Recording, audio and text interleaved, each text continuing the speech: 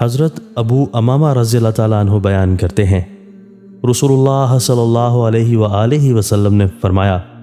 جس شخص نے اللہ کے لیے محبت کی، اللہ کی خاطر بغض رکھا،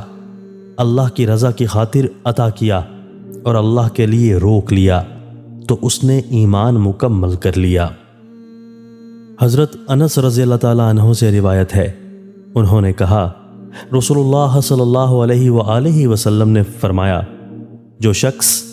ہماری نماز کی طرح نماز پڑھے، ہمارے قبلہ کی طرف رخ کرے اور ہمارا ذبیحہ کھائے، تو وہ ایسا مسلمان ہے جسے اللہ اور اس کے رسول کی امان حاصل ہے،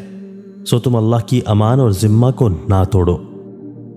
حضرت ابو ہریرہ رضی اللہ تعالیٰ عنہ بیان کرتے ہیں، ایک دیہاتی نبی صلی اللہ علیہ وآلہ وسلم کی خدمت میں حاضر ہوا تو اس نے عرض کیا،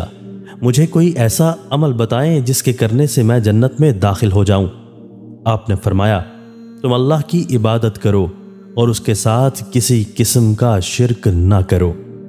فرض نماز قائم کرو،